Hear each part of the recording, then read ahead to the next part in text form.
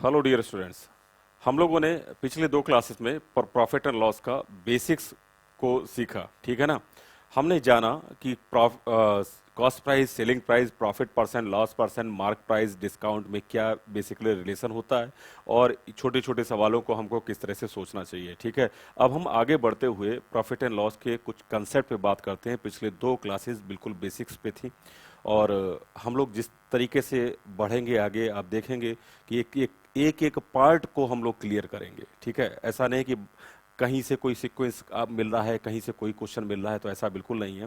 पहले मेरे एक पूरे पैटर्न को आप देखेंगे तो ये आपको एक पूरा सीक्वेंस नजर आएगा और उससे आपको चीज़ें बहुत आसान लगेंगी, ठीक है। अगर मैं मिक्सअप करके 200, 250, 500 क्वेश्चन करा दूं तो उससे बच्चा कभी सीख नहीं सकता है, ठीक है ना। सीखेगा इसी पैटर्न से जो मैं लेके चल रहा हूँ, ठीक है। तो मैं आप स्टार्ट करूंगा प्रॉफिट एंड लॉस का एक कंसेप्ट पे मैं बात करता हूं और उस कंसेप्ट को आप देखेंगे कि लगभग सभी कॉम्पिटिटिव एग्जामिनेशन में आप किसी भी आप प्रीवियस ईयर बुक उठा के देख लीजिए प्रॉफिट एंड लॉस का, तो ऐसे सवालों की आपको भरमार मिलेगी जो कंसेप्ट मैं आपको बताने जा रहा हूं, ठीक है। तो उस कंसेप्ट पे जरा फोकस करते हैं और बात को समझते हैं एक्चुअल में बात है क्या। अच्छा, एक चीज बताओ कि जैसे मैंने आपको समझाया था कि आप कॉस्ट प्राइस, ये कॉस्ट प्राइस दिया गया है। मान लीजिए कि एक छोटी सी बात से मैं समझाता हूं कि मान लीजिए 200 रुपए की कोई कीमत की कोई वस्तु है। अगर आप इसको 20% लाभ पर बेचना चाहते हो तो उसका सेलिंग प्राइस क्या होगा, तो 200 की कीमत 120% हो जाएगी, 120/100। तो ऐसा करने पर क्या आ जाएगा, सेलिंग प्राइस आ जाएगा। ये कॉस्ट प्राइस रहा लेकिन ये पूरा सेलिंग प्राइस बन गया, ठीक है ना। तो बेसिकली हुआ क्या, हुआ यहाँ पर क्या कि अगर मैं इसको फार्मूले के रूप में आपको समझाऊं तो कॉस्ट प्राइस, पहले बात को समझने के लिए ये पैटर्न समझना जरूरी है, ठीक है, समझिएगा।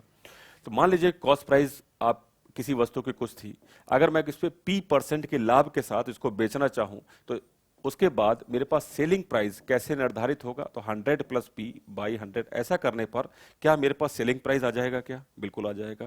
तो ये जो पूरा स्टेप है वो क्या दिखाता है आपको, कॉस्ट प्राइस आपके पास मालूम थी, प्रॉफिट परसेंट आपके पास मालूम है, तो जब इसको सॉल्व करेंगे हमारे पास तो मेरे पास सेलिंग प्राइस आ जाएगा, कोई दिक्कत तो नहीं, विक्रय मूल्य आ जाएगा, ठीक है।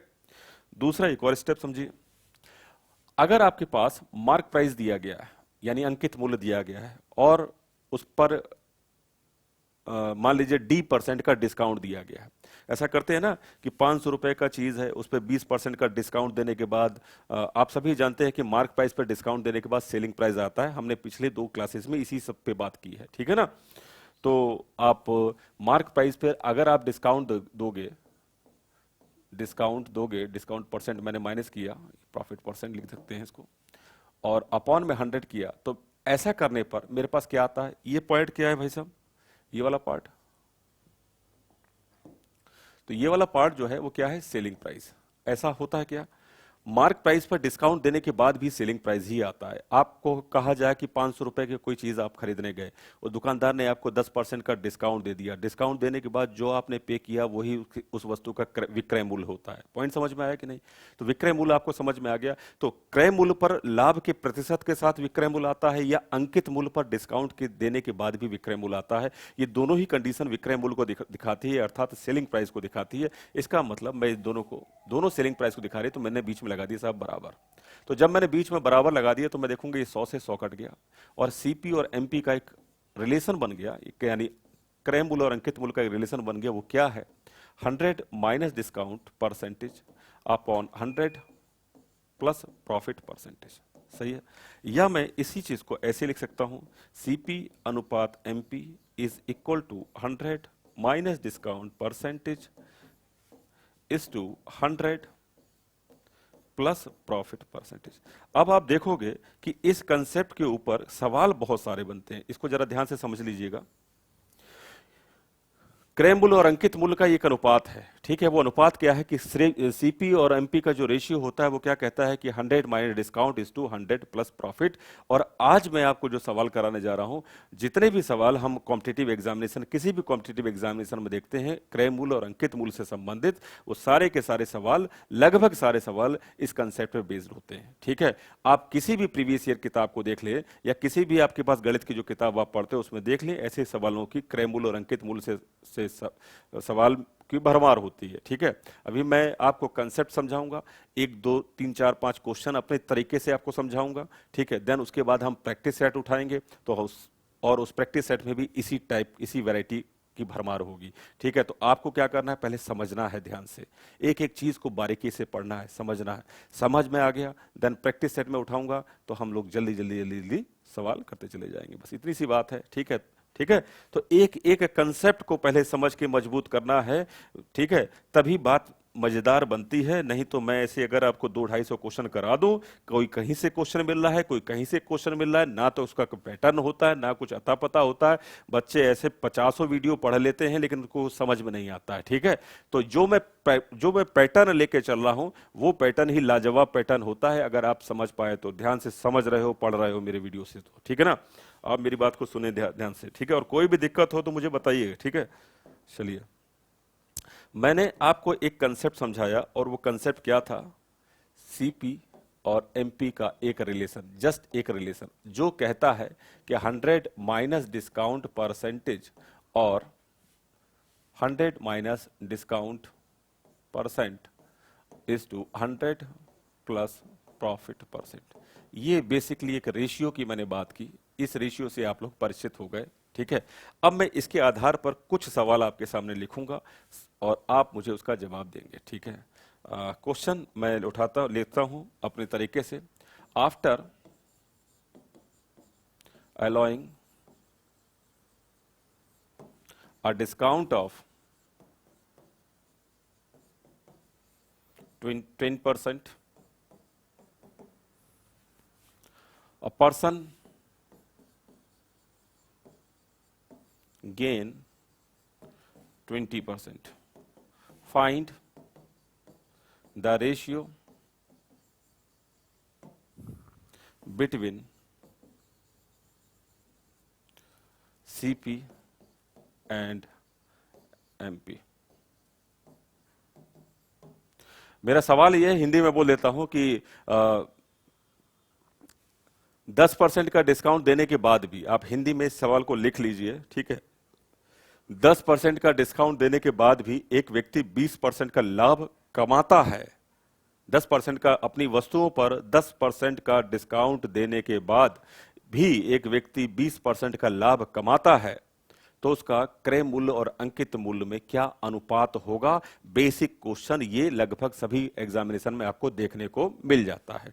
आपके पास ये रिलेशन बहुत अच्छी तरह से क्लियर है, आपके पास कुछ नहीं करना, यहां पर डिस्काउंट देखना है 10%, प्रॉफिट देखना है 20%, आपको क्रय मूल्य और अंकित मूल्य का अनुपात पूछा गया था। अगर आपको ये सारी बात मालूम है तो आपको इसमें क्या करना है, सोचने मात्र से सवाल बन जाएगा। सीपी और एमपी का रेशियो हम जानते हैं, 100 माइनस डिस्काउंट, डिस्काउंट कितने का है 10% का, मैंने 10 लिखा यहां पर, और यहां पर लिखूंगा 100 प्लस प्रॉफिट परसेंट, प्रॉफिट कितने का है यहां पर 20%, और मैं जस्ट इसको सिंप्लीफाई करूंगा, ये भाई साहब 90 बन गया, ये 120 बन गया।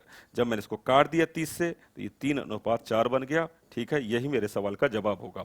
तो कहने का मतलब यह है कि जब आपके पास कंसेप्ट क्लियर हो गया, देन आपके पास सवाल क्लियर हो गया। आपसे बोला गया सीपीएमपी का रेशियो क्या था, तो आप कहेंगे 100 माइनस डिस्काउंट, डिस्काउंट कितने का है 10% का, प्रॉफिट कितने का है 20% का, 100 में से 10 गया 90, 100 प्लस 20 120, 90 120, 3 4, यानी 3 और 4 का अनुपात होगा। ये आपको समझ में आ गया होगा। यानी कोई व्यक्ति जब 10% का डिस्काउंट देता है अपनी वस्तुओं पे, उसके बावजूद भी 20% का लाभ कमाता है, तो उसका क्रय मूल्य और अंकित मूल्य में जो अनुपात होगा वो 3:4 होगा।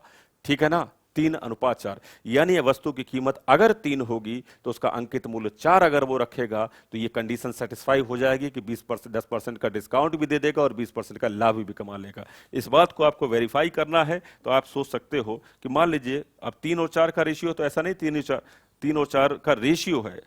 ठीक है, मैंने मान लिया कि क्रय मूल्य इसका 300 है, अब अंकित मूल्य इसका 400 है। ठीक है, आप अगर आप सोच पाए इस बात को कि 10% का डिस्काउंट देगा तो 400 के बाद 10% का डिस्काउंट देने के बाद 360 रुपए में वस्तु को बेचेगा। ठीक है, 360 रुपए में वस्तु को बेचेगा, तो आप देखेंगे कि उसका लाभ का प्रतिशत क्या हो गया। तो आप देखेंगे 60 रुपए का लाभ कमाया है कितने पर, 300 पर, तो 60 का लाभ 300 पर है, जैसे इसको काटिए 1/5 आएगा, और 1/5 का मतलब 20% ही होता है।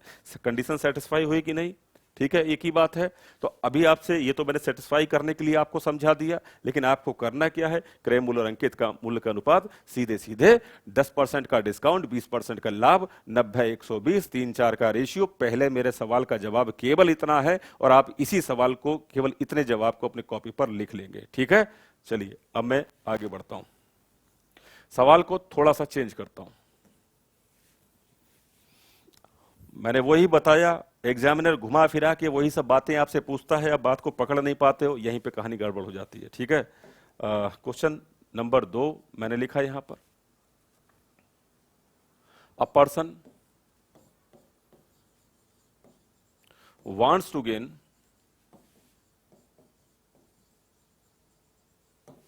20%, एक व्यक्ति 20% का लाभ देना चाहता है, कमाना चाहता है, 20% का लाभ कमाना चाहता है। And he also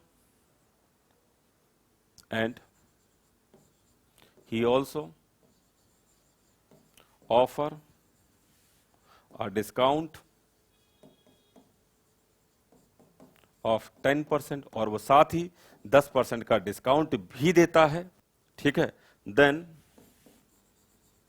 what percentage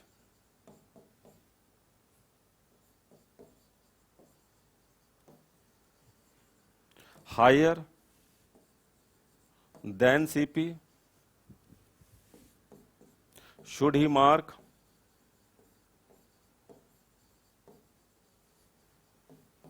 on his goods. सवाल, मेरी राइटिंग उतनी अच्छी नहीं है, आपको मैं बोल देता हूं हिंदी में, मैंने साथ साथ बोलता गया, पहले इंग्लिश में बोल देता हूं क्या है। A person wants to gain 20% and he also offer a discount of 10%, then what percentage higher than CP should he mark on his goods, should he mark on his goods. Hindi में सवाल यह है कि एक व्यक्ति 10% का एक व्यक्ति 20% का लाभ कमाना चाहता है और साथ ही वह 10% का डिस्काउंट भी देना चाहता है, तो उसे क्रय मूल्य से कितना अधिक प्रतिशत अंकित करना चाहिए, तो उसे क्रय मूल्य से कितना अधिक प्रतिशत अंकित करना चाहिए। ये एक छोटा सा सवाल। मेरे पास तो एक बात क्लियर है, मुझे यहां पर डिस्काउंट का परसेंटेज दिख गया, गेन का परसेंटेज दिख गया, प्रॉफिट का परसेंटेज दिख गया। मैं सबसे पहले तो सीपी और एमपी का रेशियो को निकाल लूंगा, जो क्या कहेगा 100 माइनस डिस्काउंट। डिस्काउंट कितने का है भाई साहब, 10 का है, तो 100 में से 10 गया तो 90, और 100 प्लस 20 क्या हो गया 120। यानी जब मैं इसको काट पीट के करूंगा तो 3:4 ही आएगा। यानी क्रय मूल्य और अंकित मूल्य का अनुपात क्या है, 3:4। लेकिन सवाल आपसे अनुपात का नहीं पूछा गया था, सवाल कुछ और एक लाइन आगे बढ़ा के पूछा गया था। सवाल में पूछा गया था कि अगर व्यक्ति 20% का लाभ कमाना चाहता है, 10% का डिस्काउंट देता है, तो उसके क्रय मूल्य और अंकित मूल्य का अनुपात 3:4 होगा। ये बात बिल्कुल ठीक है, लेकिन सवाल ये कह रहा था तो उसे क्रय मूल्य से कितना अधिक प्रतिशत अपनी वस्तु पर अंकित करना चाहिए। यानी जितने की वो वस्तु है, ठीक है, मान लीजिए 3 की वो वस्तु है, तो 4 उसको अगर वो अंकित करता है तो ये कंडीशन सेटिस्फाई करता है कि 20% का लाभ भी कमा लेगा, 10% का डिस्काउंट देगा। लेकिन सवाल क्या है, अनुपात आपसे नहीं पूछा गया, ये पूछा गया कि अंकित मूल्य क्रय मूल्य से कितना अधिक प्रतिशत है। तो भाई आप देखें ना कि यहां पर क्या डिफरेंस आ रहा है, क्या डिफरेंस है यहां पर 3 जो है क्रय है और 4 अंकित है, 3 क्रय है और 4 अंकित है, ठीक है ना। तो 3 4 से कितना ज्यादा है, तो 1 ज्यादा है, किससे, 3 से। भाई अंकित मूल्य यानी मार्क प्राइस कॉस्ट प्राइस से कितना ज्यादा, 1 ज्यादा है, किससे, कॉस्ट प्राइस से। कॉस्ट प्राइस क्या, 3, और 1/3 का मतलब आप तो बार बार लिख रहा हूं मैं, समझ गए होंगे, उसका जो प्रॉफिट परसेंट होगा वो क्या होगा, 33 सही 3% या 33 सही 1/3%। पॉइंट समझ में आया कि नहीं। तो मैंने यहां पर सीपी और एमपी का रेशियो बनाया, देन उसके बाद ये सवाल कर दिया। सवाल में जो पूछा गया था वो हम उस बात को समझ गए और हमने उसका जवाब दे दिया। ये पॉइंट आपको समझ में आया। अब मैं इसी क्वेश्चन को 20% 10% को फिर मैं चेंज करता हूं, एक नया सवाल आपके सामने लिखता हूं। अब देखो क्या पूछता है वो। तो इन्हीं सब जंजाल से ही आपको समझना है कि क्या किस तरह से क्वेश्चन घूम जाता है, ठीक है। नहीं तो केवल फार्मूले के चक्कर में पड़े रहोगे। और देखो एक बात बता दूं कि आप लोगों ने बहुत जगह आप ऐसे पढ़ते हो, ठीक है ना, कि एक प्रॉफिट एंड लॉस लिखा है, एक वीडियो में सब खत्म, ठीक है। अब क्वेश्चन कहां से कहां मार रहा है, एक क्वेश्चन कहीं का, एक क्वेश्चन कहीं का। जिंदगी में ऐसे सवालों से ऐसे तरीके से आप कभी नहीं सीख सकते, चाहे वो 50 घंटे का वीडियो हो, ठीक है, एक पैटर्न से आप हमेशा सीख सकते हो अगर आप लर्नर हो तो। अगर आपको बहुत कुछ मालूम है और बहुत आपने 2-3 साल आपने मेहनत कर रखी है, पढ़ाई कर रखी है, तो एक अलग बात है। ठीक है, जो बच्चा जो बेसिक से सीखना चाहता है वो कभी भी 15 घंटे के वीडियो से एक बार में नहीं सीख सकता, क्योंकि उसमें कोई पैटर्न नहीं होता। ठीक है ना, जो मैं लेके चल रहा हूं वो मेरा तरीका यही होता है, एक कंसेप्ट समझो, उसके ऊपर सवाल करो, उसके ऊपर प्रैक्टिस करो, मजबूत हो गई चीजें। हम ना तो कोई फार्मूले का इस्तेमाल करवाते हैं आपसे, ना तो हम कोई कहते हैं कोई ट्रिकी फार्मूला रटो, हम तो कहते हैं चीजों को समझो, केवल समझो। और समझ, अगर मेरी समझ अगर आपकी समझ से मैच कर जाती है तो इस सवाल में आपकी इस मैथमेटिक्स में आपको इंटरेस्ट बनने लगेगा, और इंटरेस्ट बनने लगेगा तभी चीजें बेहतर बनती हैं। बिना इंटरेस्ट के आप कभी भी बोझिल होकर सब्जेक्ट को नहीं पढ़ सकते हो। ठीक है, बोझिल होने का मतलब ये नहीं है कि मैं यहाँ पर कोई यहाँ पर कमेंट्री सुनाऊं या कोई फनी जोक सुनाऊं कि उसी से आप चीजें समझेंगे। आपको भी तो सजग रहना है कि आप पढ़ना चाहते तो केवल पढ़िए, नहीं, ठीक है ना। तो ये तो नाटक नौटंकी करके भी पढ़ाते हैं लोग। मुझे तो नहीं समझ में आता कि भाई जब एक टारगेटेड काम हमको करना है तो हमारा गोल फिक्स होना चाहिए कि कब हमको नाटक नौटंकी देखनी है और कब हमको पढ़ना है। सिंपल सी बात है।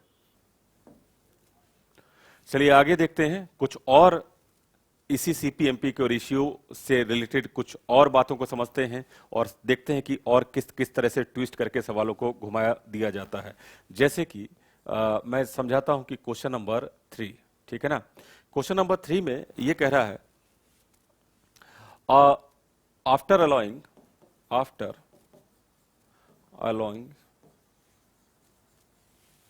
a discount of 10%, a person gain 20%। 10% का डिस्काउंट देने के बाद एक व्यक्ति 20% का लाभ कमाता है। अब ये कहता है, यहां से क्वेश्चन घुमाएगा ये examiner, if he does not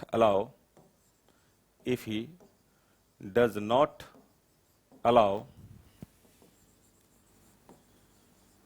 above 10% discount, यदि वह उपरोक्त 10% का डिस्काउंट ना दे, then find his profit percent. ठीक है, ये सवाल है। सवाल को हिंदी में दोबारा रिपीट कर देता हूं। बोला गया कि एक व्यक्ति 10% का डिस्काउंट देने के बाद भी 20% का लाभ कमाता है। यदि वह उपरोक्त 10% का डिस्काउंट ना दे, तब उसका लाभ का प्रतिशत क्या होगा। तो डेफिनेटली आपके दिमाग में एक बात आ रही होगी कि 10% का डिस्काउंट देने के बाद 20% का प्रॉफिट, 10% डिस्काउंट नहीं देगा तो डेफिनेटली प्रॉफिट इंक्रीज कर जाएगा। तो ऐसा मत समझ लेना कि 10 इसमें जाके 30 हो जाएगा, ठीक है ना। बात यह है कि इस तरह के सवाल पे भी हम वही काम पहले करने जा रहे हैं, सीपीएमपी का रेशियो, क्योंकि जहां पर भी मैं देखूंगा डिस्काउंट और गेन, वहां पर सीपीएमपी का रेशियो मेरे दिमाग में तुरंत चलेगा, ठीक है ना। तो चलाते हैं उसी बात को। सीपीएमपी का रेशियो 100 माइनस डिस्काउंट, मैंने वैल्यू वही ली है तो ये 90 और 120 बन जाएगा। इसका मतलब मैं सीधा इसको 3 और 4 का रेशियो बना लूं क्या, 90 120 से 3 4 का रेशियो वही बनेगा, क्योंकि मैंने वैल्यू चेंज नहीं की, ठीक है ना। अब वैल्यू चेंज कर देंगे तो कुछ और रेशियो आ जाएगा, उसका वो कंसर्न नहीं है, बनता कैसे ये कंसर्न है, ठीक है ना। तो 3 4 का रेशियो है। अब आपको मेरी बात को सुनना होगा ध्यान से। यहां पर इस चीज को क्या बोला जा रहा है, ये क्या है भाई साहब, सीपी, ये क्या है, एमपी, ठीक है। ये किस कंडीशन पर है कि यदि वो 10% का डिस्काउंट देगा और 20% का लाभ कमा लेगा तो क्रय मूल्य और अंकित मूल्य का अनुपात ये होगा, सही है। चलिए, अब बात यह है कि अगर ये डिस्काउंट नहीं देगा तो आपको ये मालूम होना चाहिए कि जब नो डिस्काउंट होता है, जब कोई डिस्काउंट नहीं दिया जाएगा तो होगा क्या, जो एमपी होगा ना वही उसका सेलिंग प्राइस बन जाएगा। ऐसा होगा क्या जब डिस्काउंट नहीं होगा, तो डेफिनेटली ऐसा होगा। कोई दुकानदार अगर 500 रुपए की प्रिंट की चीज, 500 रुपए मार्क प्राइस की चीज, अगर वो कहेगा मैं डिस्काउंट पे नहीं दूंगा, जो उसमें प्रिंट है उसी पे दूंगा, तो आपको 500 रुपए में खरीदनी पड़ेगी, यानी जो उसका अंकित मूल्य है वही उसका विक्रय मूल्य बन जाएगा। तो जब डिस्काउंट नहीं होगा तो जो एमपी है ना, जो यहाँ पर जो आप एमपी देख रहे हो, ये आपका सेलिंग प्राइस बन जाएगा। इसका मतलब वो 3 रुपए की चीज को 4 रुपए में बेचने लग जाएगा, तो लाभ कितने का होगा। तो आप देखें, जब वो 3 रुपए की चीज 4 में बेचेगा तो लाभ 1 रुपए का होगा। 1 का लाभ है कितने पर है, हमेशा क्रय मूल्य पर, और इसका मतलब भी 33.5 0.33% आ जाएगा। पॉइंट समझ में आया? थोड़ा सा सवाल घूमा, लेकिन आप नहीं घूमे क्योंकि आप बात समझ चुके हो, ठीक है ना? तो ये तीसरा नंबर सवाल इसी पर बेस्ड, आपको बात समझ में आ गई। चलिए अब मैं सवाल को थोड़ा सा फिर घुमाऊंगा और आप देखेंगे कि आप इसी रिलेशन के अंतर्गत सवाल को करेंगे, ठीक है ना? यही रखते हैं लाइन और क्वेश्चन का यहां पर ये बदल देते हैं, क्वेश्चन नंबर 4 कर देते हैं। After allowing discount of 10% a person gain 20% if CP of article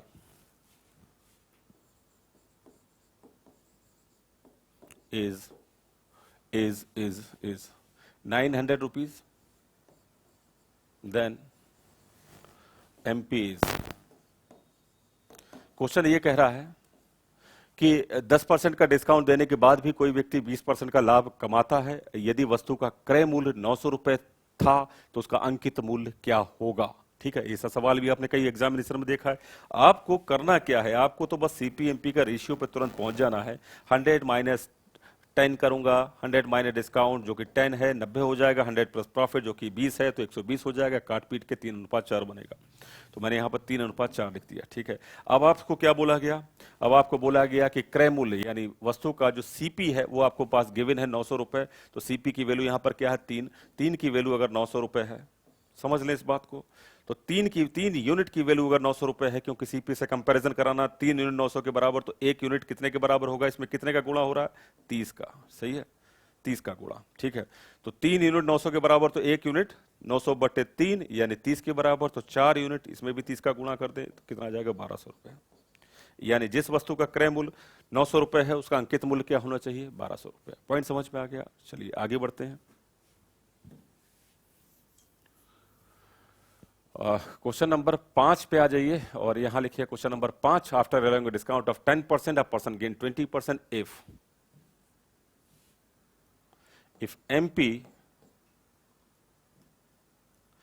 if MP of the article is rupees 4,400 rupees, then find the cost price। थोड़ा सा घुमाया क्वेश्चन।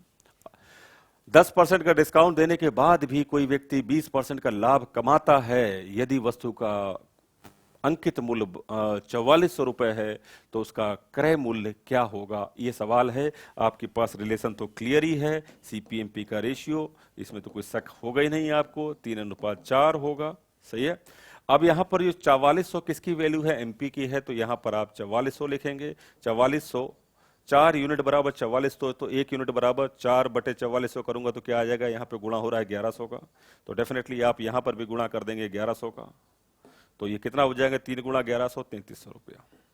यानी जो क्रय मूल्य है वो क्या होना चाहिए? 3300 रुपया। ये पॉइंट आपको समझ में आ गए सारे? ठीक है, तो ये क्रय मूल्य और अंकित मूल्य से संबंधित एक रिलेशन है। इस पर मैंने 5 सवाल, बेसिक चीजें आपको समझाने के लिए बताए, ये आपको समझ में आ गए। अब मैं स्टार्ट करूंगा सीधे सवालों पर, जो कि पेपर में कैसे कैसे सवाल आते हैं, ठीक है। तो आगे बढ़ते हुए स्टार्ट करते हैं जल्दी से कुछ सवालों की कहानी।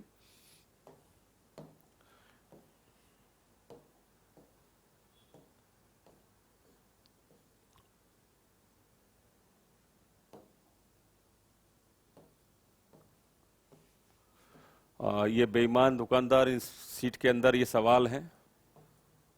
Set number 2 profit and loss, सही है। सेट नंबर 1 मैंने कल कराया था, उसमें बेसिक चीजें आपको समझा दी गई थी।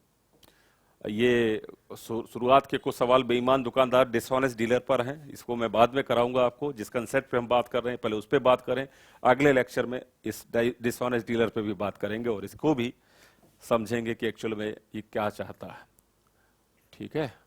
चलो 10% 8%, चलो इस सवाल से 5 नंबर सवाल से स्टार्ट करते हैं। 5 नंबर क्वेश्चन, किसी रेडियो का अंकित मूल्य 4800 रुपए है, दुकानदार 10% की छूट देता है, 8% का लाभ अर्जित करता है। यदि कोई छूट ना दी जाए तो लाभ का प्रतिशत क्या होगा? चलो आ जाओ वापस, और अब पूरी कहानी समझ गए हो। डिस्काउंट कितने का है? 10%। प्रॉफिट कितने का है? 8%। हम सभी जानते हैं कि CP और MP का रेशियो मैं निकाल लूंगा तुरंत। और डिस्काउंट कितने का? 10%। 100 में से 10 गया, क्या हो गया? 90। और यहां पर 100 में से 10 गया तो 90 हो गया, और 100 प्लस लाभ कितने का है? 8%, 108। ठीक है, ये रेशियो बन गया। इसको आप काट पीट दें, 9 से काटेंगे तो ये 10 बार कटेगा, और 9 से काटेंगे तो ये 12 बार कटेगा। और थोड़ा सा काट पीट दीजिए, 5:6 का रेशियो बन जाएगा। ठीक है, 5:6 का रेशियो बन जाएगा। यहां पे कोई दिक्कत नहीं, 18 से सीधे काट सकते थे। ठीक है ना।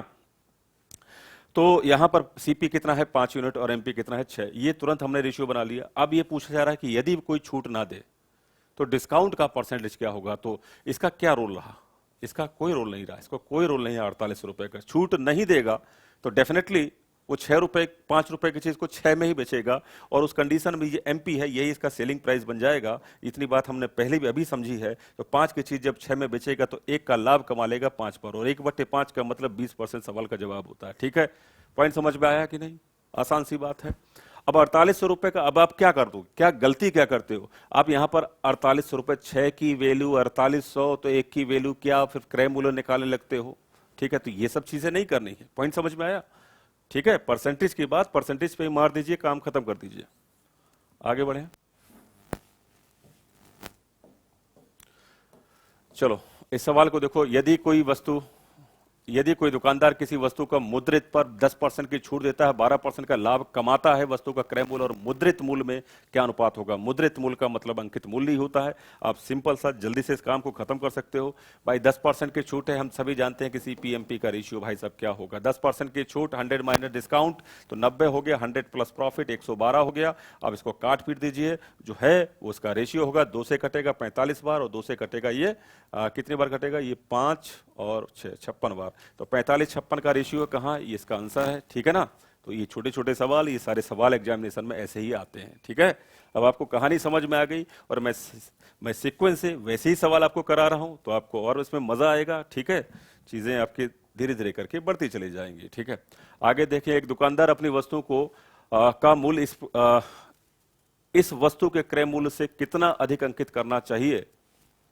एक दुकानदार को अपनी वस्तुओं का मूल्य उस वस्तु के क्रय मूल्य से कितना अधिक अंकित करना चाहिए, ताकि अंकित मूल्य पर 12% की छूट देने पर भी 10% का लाभ हो। जहां पर भी मुझे डिस्काउंट और प्रॉफिट की बात आती है, मैं तुरंत उसका सीपी और एमपी का रेशियो निकाल लेता हूं। जैसे कि आप समझ गए होंगे, करना क्या है कि भाई साहब यहां पर 10% का डिस्काउंट, 100 माइनस डिस्काउंट तो कितना हो जाएगा, ये 100 कितना हो जाएगा, 88 हो जाएगा, और 10% का लाभ यानी 110 हो जाएगा। 11 से काट दीजिए 8 बार, 11 से काट दीजिए कितनी बार कटेगा, ये 10 बार। ठीक है, और काट दीजिए इसको, 4:5 बनेगा। सही है, 4-5 का रेशियो सीपीएमपी का।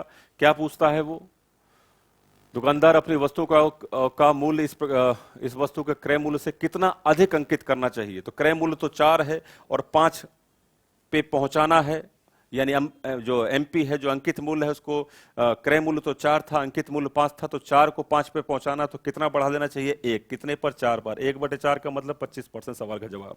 ठीक है ना, पॉइंट समझ में आ रहा है, मजा आ रहा है कि नहीं आ रहा। मजा बहुत आना चाहिए भाई पढ़ने में। ठीक है, मजा के लिए हम कोई शायरी तो गाना तो सुना नहीं सकते तुमको, हम यही काम कर सकते हैं।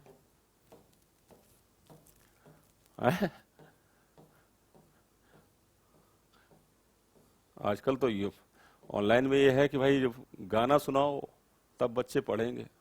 जैसे बच्चे नहीं हो गए दूसरी क्लास के, तभी सीख पाएंगे, वैसे सीखेंगे नहीं। जैस्मिन अपनी वस्तुओं के अंकित मूल्य पर 4% की छूट देता है, फिर 4% की छूट देती है, और फिर वह 20% का लाभ अर्जित करती है। उस कमीज की लागत कीमत क्या है जिसका अंकित मूल्य 800 है। तो मैंने तुरंत क्या किया, सीपीएमपी का रेशियो निकाला।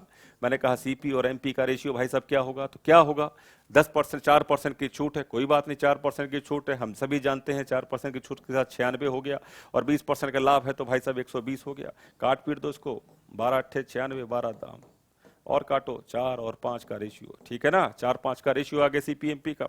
अब आपसे पूछा गया कि वस्तु का अंकित मूल्य 885 है, तो 5 यूनिट, अगर 5 यूनिट 850 के बराबर है तो भाई साहब 1 यूनिट कितने के बराबर होगी, जरा बताना। 4-5 का रेशियो था ये। 5 की वैल्यू क्या है, 850, तो 1 की वैल्यू क्या होगी, इसको काट दीजिए, कितनी बार कटेगा ये, 17 बार, 17 पंजे, ठीक है ना, 17 बार यानी 117 बार। अब 117 का इसमें गुणा कर दें, 117 का 4 में तो क्रय आ जाएगा। ठीक है, 17 का 4 से गुणा करने पर 68, 680 इसका सवाल का जवाब। ये आपका आंसर कहां गया, ये रहा। ठीक है ना, आसान है कि नहीं, मजा आ रहा है कि नहीं। आगे देखो 9वां नंबर सवाल, जल्दी से इसका आंसर बोलो। अंकित मूल्य पर 12% की छूट देने के बाद भी एक दुकानदार 21% का लाभ कमाता है, अंकित मूल्य क्रय मूल्य से कितना अधिक है। भरमार है भाई साहब ऐसे सवालों की, आप जब भी देखोगे 12% की छूट है, ठीक है। सीपीएमपी का रेशियो मैं तुरंत निकालूंगा, 12% की छूट का मतलब कितना हो गया, डिस्काउंट कितना हो गया, सीपीएमपी का रेशियो क्या निकल के आएगा। 12% के डिस्काउंट कम कर दो, 12 कहां पहुंच गया 88 पर। 21% का लाभ कहां पहुंच गया 121 पर। 11 से काटो, 8 बार कटेगा, 11 से काटो 11 बार कटेगा। सही है कि नहीं, बिल्कुल सही है, ठीक है। 8-11 का रेशियो है, तो अंकित मूल्य क्रय मूल्य से कितना अधिक है, तो 3 अधिक है। कितने पर, 8 पर। 3/8 का मतलब कितना होता है, 37.5 होता है। सही है, ठीक है ना भाई। आगे बढ़ो, जल्दी जल्दी करो, आगे बढ़ो। अब आप समझो कि पूरे चैप्टर को अगर ऐसे पढ़ाया जाए तो कैसे नहीं सीखोगे ठीक है, कैसे नहीं सीखोगे। दुनिया की कोई ताकत है जो तुमको रोक सकेगी सीखने से, ठीक है, सही है। लेकिन बात है कि ये प्रोसेस है, बड़ा प्यार से मैं धीमे धीमे करके आपको बताता हूं। ऐसे होगा, फिर ऐसे होगा, फिर ऐसे होगा। कुछ लोग ज्यादा बुद्धिमान बन जाते हैं बीच में, ठीक है, उनको नई बात समझ में आती। तो भाई साहब मैं तो अपना इसी तरीके से चलता हूं, जिसको पढ़ना है वो सीखेगा, और जो मेरी बात समझ लेगा निश्चित तौर पर नैया उसकी पार लग जाएगी, ठीक है। ये मुझे कॉन्फिडेंट है, क्योंकि मेरे पैटर्न में बहुत दम है।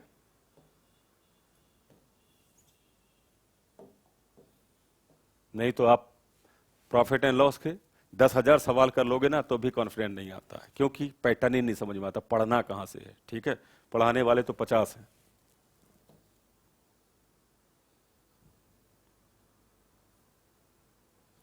एक दुकानदार किसी वस्तु का अंकित मूल्य पर 12.5% की छूट प्रदान करता है और 20% का लाभ कमाता है। यदि दुकानदार के लिए वस्तु का लागत 210 है, तो वस्तु का अंकित मूल्य क्या होगा। कितने की छूट है भाई साहब, 12.5%। भाई कहां जा रहा है भाई, 12.5% की छूट प्रदान करता है, 20% का लाभ। 12.5% का मतलब क्या होता है, तो 12.5% का मतलब होता है, देखो 87.5, ठीक है। सीपीएमपी का रेशियो निकाल रहा हूं मैं, सीपीएमपी 100 माइनस डिस्काउंट, सीपीएमपी का रेशियो 100 माइनस डिस्काउंट कितना हो गया, डिस्काउंट 12.5 का है, तो 100 में से घटाऊंगा 87.5, और 20% का लाभ 120 करूंगा। अब यहां पर मेरी बात को जरा समझना, ये सीपीएमपी का रेशियो निकालना, अटक गई ना गाड़ी यहां पर, तभी तो मैं कहता हूं एक सवाल करो, उसके सवाल प्रैक्टिस करो। यहां पर निकालोगे ना तो ये काट पीटने में बड़ी दिक्कत आएगी भाई साहब। तो मैं अब आपको एक नई चीज बताने जा रहा हूं, उसको जरा ध्यान से समझ लेना, फिर आएंगे उस सवाल पर। कभी भी आपके पास ऐसा कोई प्रतिशत मान दिया गया, जैसे इसमें दिया गया था 12.5%, और लाभ कितने का था, यहां पर डिस्काउंट था और लाभ था 20%, लाभ था 20%। तो एक बात समझना, मुझे सीपीएमपी का जब रेशियो निकालना होता है, मैं कहता हूं कि सीपी और एमपी का जब रेशियो निकालना है, ठीक है, तो हमारे दिमाग में चलता है कि हमको तो सर ने बताया कि इसमें से 12.5 घटा दो, और आप 100 माइनस सॉरी प्लस 20 कर दो, तो ये तो आ जाएगा 87.5 आ जाएगा, और फिर आ जाएगा 120। अब इसको काट पीट दो तो ये सरल अनुपात बदल जाएगा, उसके अनुसार सवाल का जवाब दे देंगे। बहुत अच्छी बात, लेकिन कुछ और मैं बताना चाह रहा हूं, उसको समझ लेना। 100% का फ्रैक्शन वैल्यू क्या होती है, 100% का मतलब क्या होता है, 100/100।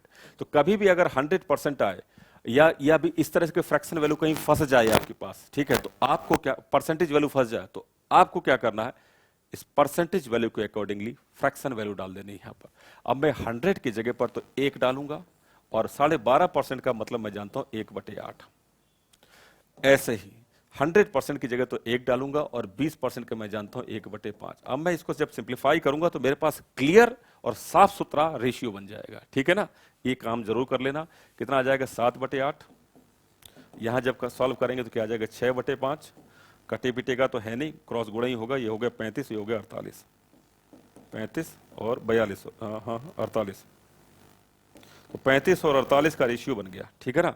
तो 35 और 48 का रेशियो बन गया। देन उसके बाद आपको क्या करना है, सीपीएमपी का रेशियो 45-48 है। अब आप देखें लागत मूल्य कितना है, सीपीएमपी का रेशियो,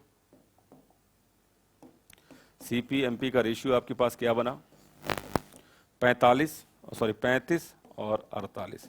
जब ये बन गया, अब आप देखो इसकी वैल्यू क्या है 210, कितना से गुणा करेंगे 5 का, 5 का गुणा करने में बन जाएगा ना भाई 70 70, ठीक है ना, 5 का गुणा करने में बनेगा, ठीक है।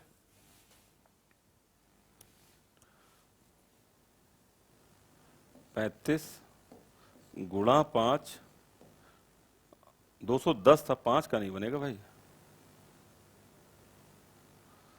अब 35 दूनी 70 होता है, फिर 70 में 70 जोड़ूंगा तो 140 होगा, और 140 में फिर 70 जोड़ूंगा, यानी 6 बार गुणा होगा। जब मैं इसमें 6 का गुणा कर देता हूं, ठीक है, तो मेरे पास क्या बन जाएगा 210 बन जाएगा।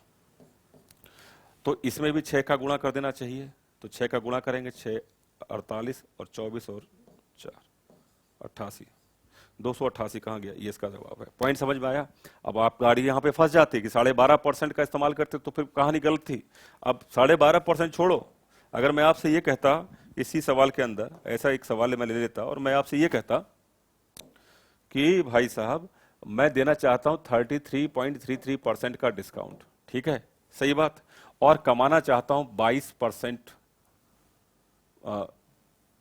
33.33 हो गया, और मैं कहता हूं कि मुझे प्रॉफिट हुआ 14.428% का, ठीक है, ये मैं डिस्काउंट दे रहा हूं, ये मेरा प्रॉफिट है, ठीक है ना। तो वस्तु का क्रय मूल्य और अंकित मूल्य में क्या अनुपात होगा, तो क्या ये 100 में से घटा पाओगे इसको, 100 में 100 माइनस 33.33, क्या यहीं पे खत्म होगा और चलता है 33, ठीक है, तो दिक्कत आ जाएगी, गाड़ी फंस जाएगी। तो इसको क्या करना है, इसको 1/3 मानना है। मैं सीपीएमपी का रेशियो ऐसे भी परसेंटेज वैल्यू कभी फंसे तो आपको करना क्या है, 1 माइनस 33.33 का मतलब 1/3 होता है, ये लिखना है, और 14.28 का मतलब 1/7 होता है, 1/7 ऐसे लिखना है। जब आप उसको सिंप्लीफाई करोगे तो ये भाई साहब 2/3 हो जाएगा। आगे देखें 8/7 हो जाएगा, काट पीट दें, 2 से 8 को कटेंगे 4 बार, क्रॉस गुणा करेंगे 7:8, ये रेशियो बनेगा क्रय और 7:12, ठीक है ना, ये रेशियो बनेगा क्रय और अंकित में। कोई दिक्कत तो नहीं इसमें। तो कभी भी इस तरह के परसेंटेज वैल्यू कभी फंस जाए तो आपको 100 माइनस नहीं करना है, बट एक और उस परसेंटेज वैल्यू को फ्रैक्शन में कन्वर्ट करके लिख देना, जैसे मैंने यहां लिखा 33.33 की जगह पर मैंने 1/3 लिया और 100 की जगह 1 लिया, 14.28% की जगह पर मैंने 1/7 लिया और 100 की जगह 1 लिया। जब ऐसा कैलकुलेट करूंगा 100% बिल्कुल क्लियर साफ सुथरा रेशियो हमारे सामने आ जाएगा, ठीक है। आगे से कभी ऐसी परसेंटेज वैल्यू फंसे तो आपको ऐसे डील करना है। वापस आते हैं अपने सवाल पर।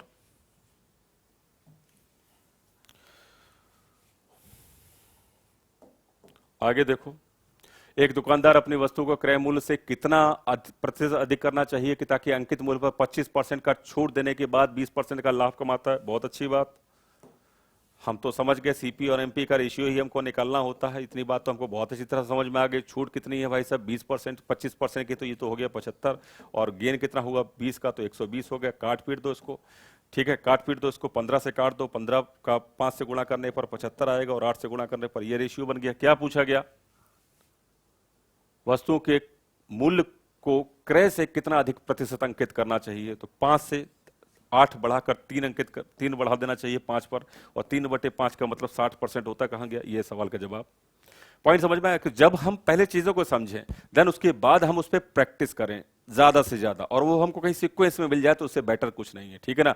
ज्यादा से ज्यादा प्रैक्टिस, फिर क्या होता है कि चीजें हमारे दिमाग में रन करने लग जाती हैं, हमको पेन की जरूरत नहीं पड़ती है, ठीक है ना। और जब हम स्टेज पर पहुंचते हैं तब हम कॉम्पिटिटिव एग्जामिनेशन निकाल पाते हैं, क्योंकि इतना बड़ा कंपटीशन होता है एसएससी सीजीएल या किसी भी एग्जामिनेशन का। 50-50 लाख आपने देखा होगा एनटीपीसी में करोड़ करोड़ फॉर्म भरे गए हैं, ठीक है ना।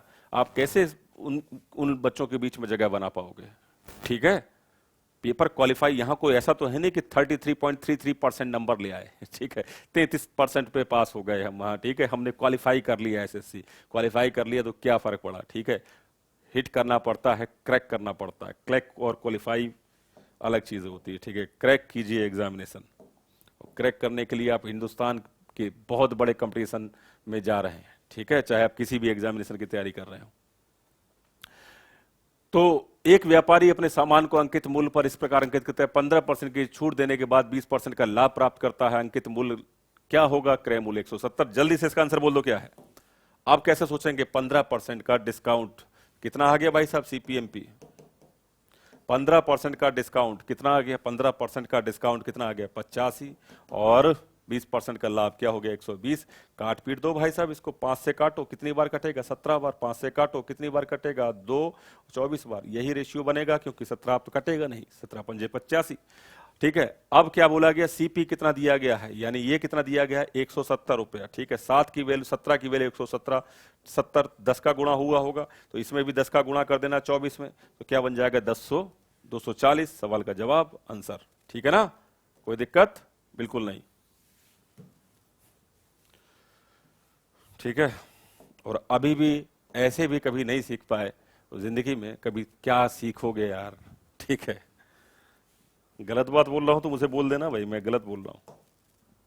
एक विक्रेता किसी वस्तु को अंकित मूल्य पर 10% की छूट देने के बाद 15% का लाभ कमाता है, वस्तु का क्रय मूल्य अंकित मूल्य में क्या अनुपात है, क्या भाई क्या अनुपात होगा, जल्दी बोलो। 90, 115, काट पीट दो, क्या रेशियो बनेगा, काट पीट दो भाई, काटो पीटो जल्दी से काटो इसको। कितनी बार कटेगा 18 बार, कितनी बार कटेगा 2 23 बार, 18 23 का रेशियो कहां गया, ये रहा ये रहा ये रहा। ठीक है, सीपीएमपी का रेशियो। ठीक है ना भाई, आगे बढ़ो।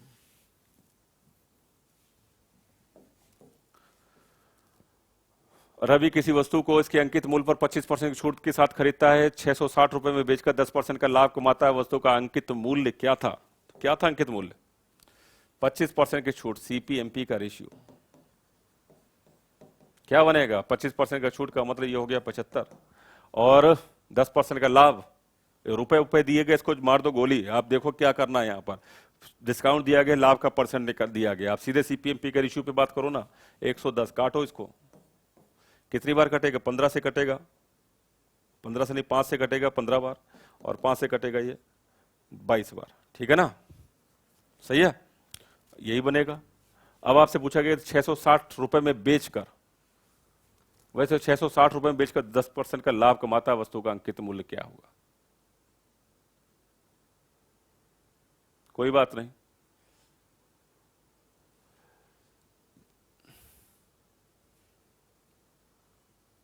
रवि किसी वस्तु को इसके अंकित मूल्य पर 25% की छूट के साथ खरीदता है, सही है, 660 रुपए में बेचकर, हाँ ठीक है, ये रेशियो आपके पास आ गया सीपीएमपी का। अब मेरी बात को सुने, ये 660 रुपए में बेचता है वो, तो 660 रुपए ना तो कॉस्ट प्राइस है और ना ही अंकित प्राइस है, यानी सॉरी मार्क प्राइस है, 660 रुपए सेलिंग प्राइस है, और 660 रुपए में जब बेचता है ना भाई साहब, तो 10% का उसको प्रॉफिट होता है।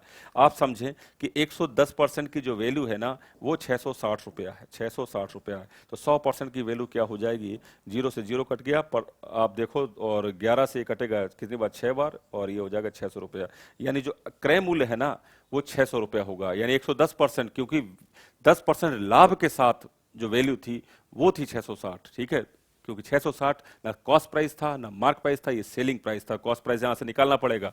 आप सोचें कि 15 की वैल्यू जो है वो 600 रुपया है, ठीक है ना, 15 की वैल्यू 600 किसका गुणा हुआ है इसमें 40 का, तो यहां पर भी भाई साहब 40 का गुणा कर देना, कितना हो जाएगा 880, 880। सवाल का जवाब कहां गया 880, सवाल में 880 नहीं है, ऑप्शन गलत है, 880 जरूर लिख लेना और सही हो जाएगा। ठीक है ना, सही है, कोई गलती नहीं है यहाँ पर, सॉल्यूशन बिल्कुल ठीक है, ऑप्शन मिसप्रिंट है। ठीक है ना, बिल्कुल कॉन्फिडेंटली बात को समझ लीजिए।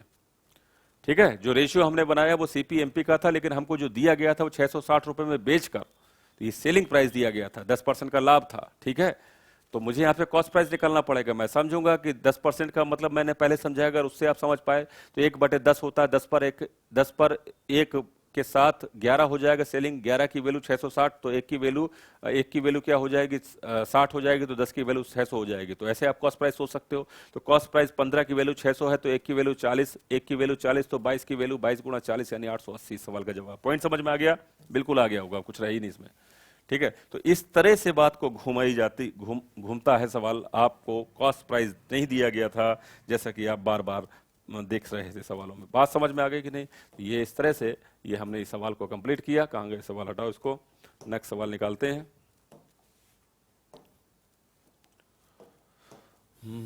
इसको इमेज, ये रहा दूसरा नंबर, कहाँ गया प्रॉफिट एंड लॉस।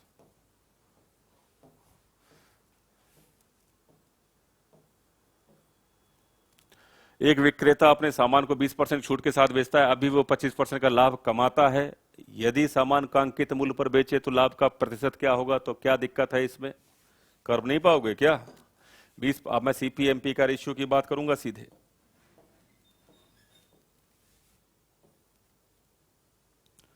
बीस परसेंट की छूट, सीपीएमपी का रेशियो, सीपी अनुपात एमपी। 20% की छूट का मतलब क्या हो गया? 80, और 25% का लाभ यानी 125। काट पीट दो उसको, 5 से काटो उसको, 16 पंजे 80 होता है, 5 से काटो, 25 बार कटेगा, 16-25 का रेशियो बन जाएगा। फिर आपसे बोला गया यदि वह सामान को अंकित मूल्य पर ही बेचे तो लाभ का प्रतिशत क्या होगा? तो ये जो अंकित मूल्य है यही इसका सेलिंग प्राइस बन जाता है। जब आपसे बोला जाए कि जब वो डिस्काउंट ही नहीं देगा, सामान को अंकित मूल्य पर ही बेच रहा है, तो यही उसका लाभ का प्रतिशत है। तो कितने का लाभ है यहाँ पे? 16, 5, 19, 9 का लाभ है, और 9/16 गुणा 100 कर दीजिए, ये मेरा आंसर आ जाएगा। और ठीक है ना, आप 4 से काट दो उसको, 4 से काट दो, 4 से 4 बार कटेगा, 4 से इसको काटो 25 बार कटेगा। अभी कितना आ जाएगा? 225/4, और 225/4 ही आएगा ना? हाँ, 225/4 आएगा। 225/4 को जब आप सॉल्व करोगे तो कितनी बार जाएगा?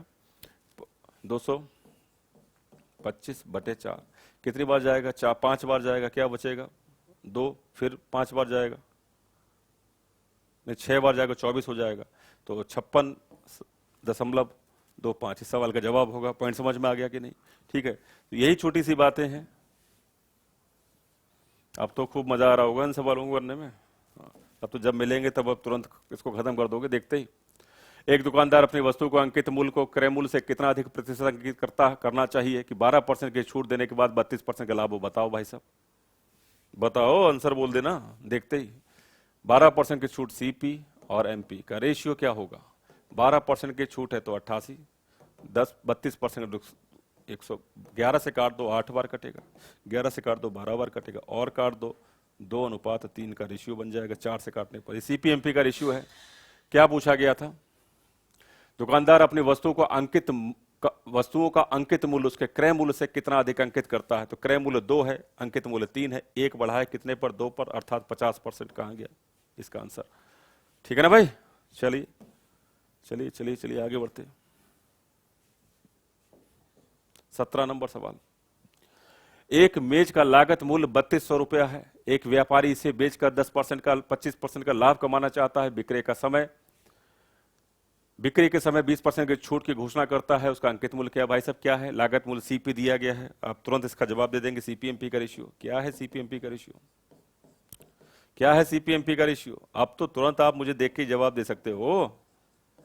ठीक है, मैं जब तक लिखूंगा तब तक आपका जवाब आ जाएगा, मुझे मालूम है, इतने होशियार हैं आप लोग। ठीक है, इसे 25% का लाभ कमाना चाहता है और 20% की छूट। ठीक है, तो ये 80 हो गया और ये क्या हो गया? 125। काट पीट दो, 16 से काटो उसको, 5 से काटो उसको, 16 बार कटेगा, और 5 से काटो 25 बार कटेगा। 16-25 का रेशियो है। क्या पूछा गया? लागत मूल्य 3200 है, यानी ये जो 16 की वैल्यू है ना, ये 3200 है, तो 1 की वैल्यू क्या हो जाएगी? गुणा किसका होगा? 20 का, तब 3200 बनेगा। तो इसमें भी भाई साहब 20 का गुणा कर देना आप, तो 25 में 20 का गुणा करने पर क्या आ जाएगा? 5000। कहां गया 5000 सवाल का जवाब? ठीक है ना? समझ में आ रही है बात? तो मुझे लगता है कि कहानी आपको पूरी समझ में आ गई। अब आपको कभी भी इस टाइप के क्वेश्चन देखेंगे और आप तुरंत इसका जवाब दे देंगे। ये क्वेश्चन नंबर 18, इसका मुझे जवाब कमेंट में बता देना। ठीक है, ये क्वेश्चन नंबर 19,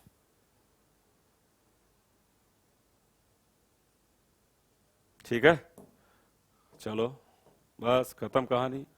और भी होंगे भाई, ऐसा नहीं मैं 25 क्वेश्चन का होगा सेट। ये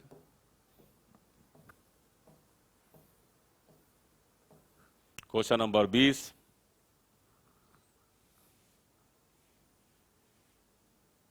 देखते जाओ। क्वेश्चन नंबर 20 सेम है क्वेश्चन, तुरंत जवाब बता दोगे।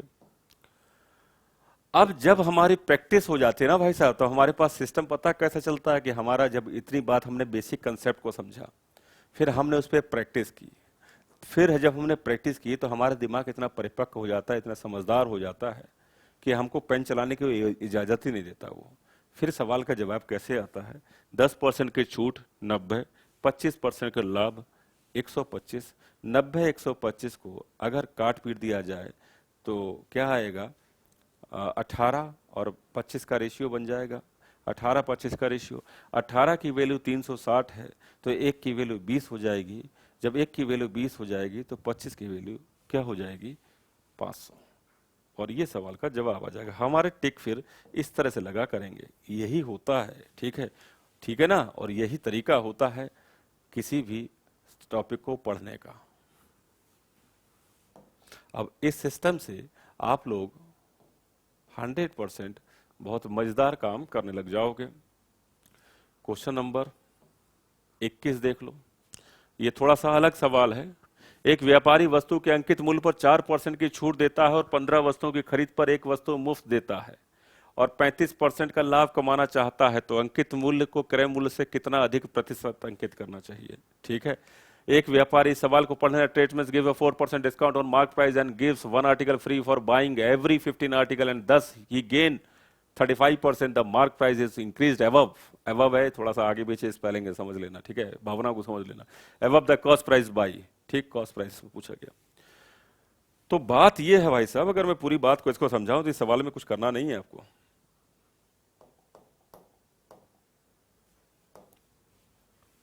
दुकानदार क्या कह रहा था कि 15 वस्तुओं की खरीद पर एक वस्तु मुफ्त देता है और साथ ही वह 4% का डिस्काउंट भी देता है और इसके बावजूद भी 35% का लाभ कमाता है, तो उसका क्रय अंकित मूल्य क्रय मूल्य से कितना अधिक प्रतिशत है, यह है सवाल, ठीक है ना।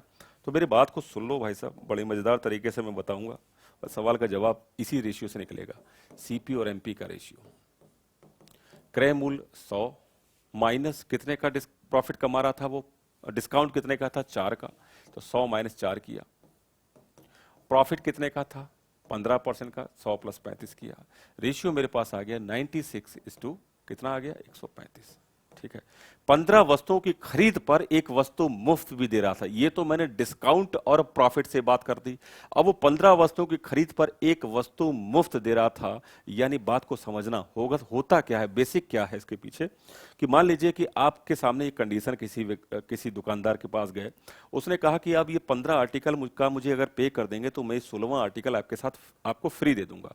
लेकिन क्या वो 16वां आर्टिकल उस दुकानदार को फ्री मिल रहा था, नहीं, उस 16वें आर्टिकल की कीमत तो लागत तो आई होगी ना, ऐसा तो नहीं कि वो फ्री में बन गया होगा, ऐसा तो नहीं। वो तो फ्री 15 आर्टिकल अगर आप बेचेंगे तो एक आर्टिकल फ्री देंगे, तो जो कॉस्ट प्राइस लगेगा वो तो 16 आर्टिकल का लगेगा, लेकिन खरीदने वाले को तो केवल 15 आर्टिकल के ही पैसे देने पड़ेंगे, क्योंकि एक तो मुफ्त मिल रहा है उसको। पॉइंट समझ में आ रहा है। तो यहां पर इस सवाल के अंदर जब एक आर्टिकल 15 आर्टिकल पर एक आर्टिकल फ्री है, तो कंक्लूजन ये है कि कॉस्ट प्राइस तो लगेगा 16 आर्टिकल का और जो मार्क प्राइस लगेगा वो 15 आर्टिकल का लगेगा, इतनी सी बात, ठीक है ना।